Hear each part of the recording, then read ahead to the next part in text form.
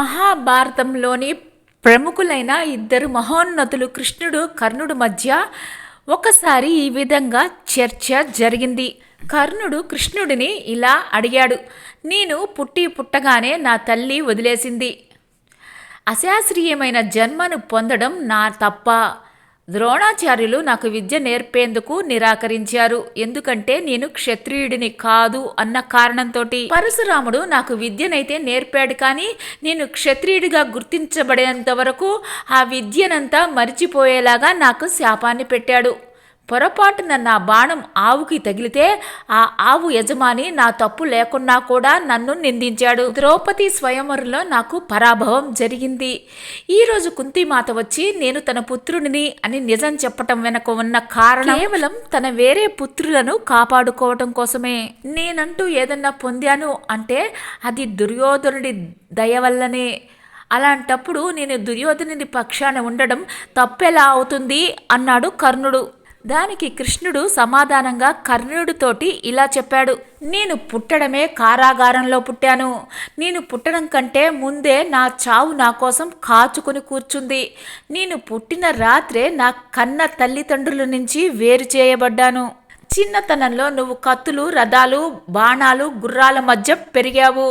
నేను గోశాలలో పేడ వాసనల మధ్య ఉన్నాను.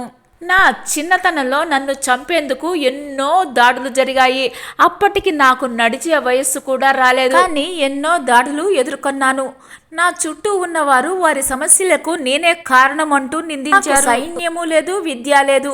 మీరందరూ మీ విద్యాభ్యాసం పూర్తి చేసుకునే సమయానికి నేను విద్య నేర్చుకునేందుకు కూడా చేరలేదు. సాందీపని ఋషి వద్ద నా 16వ ఏట చదువు ప్రారంభమైంది. నువ్వు నీకు ఇష్టమైన అమ్మాయిని వివాహం చేసుకోగలిగావు. నేను నాకు ఇష్టమైన అమ్మాయిని చేసుకోలేకపోయాను.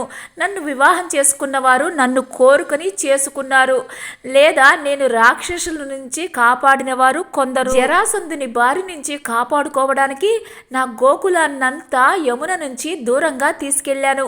అప్పుడు పిరికివాడిగా పారిపోయాడు అన్న పేరు వచ్చింది. దుర్యోధనుడు గెలిచాడు అనుకో, నీకు మంచి పేరు వస్తుంది. అదే ధర్మరాజు గెలిస్తే నాకేమీ రాదు. ఒకటి గుర్తుంచుకో కర్ణ, జీవితంలో సమస్యలు, సవాళ్లు అందరికీ ఉంటాయి. జీవితం ఏ ఒక్కరికి పూలబాట కాదు. అన్ని వేళలా అంతా సవ్యంగా ఉండదు. ఏది సరైనదో, ఏది ధర్మమో నీ మనసుకి, బుద్ధికి తెలుసు.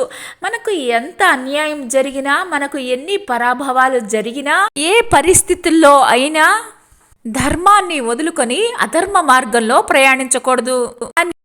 జీవితం ఆటుపోట్లు భరించామనో, మనకు చెడు అనుభవాలు ఎదురయ్యాయనో అనే కారణాలు మనకి అధర్మ మార్గంలో ప్రయాణించేందుకు అనుమతిగా తీసుకోకూడదు. మనం బాధపడ్డామని జీవితాన్ని చెడు మార్గంలోకి నడిపించకూడదు. ఈ విధంగా శ్రీకృష్ణుడు కర్ణుడికి ధర్మం గురించి బోధించాడు.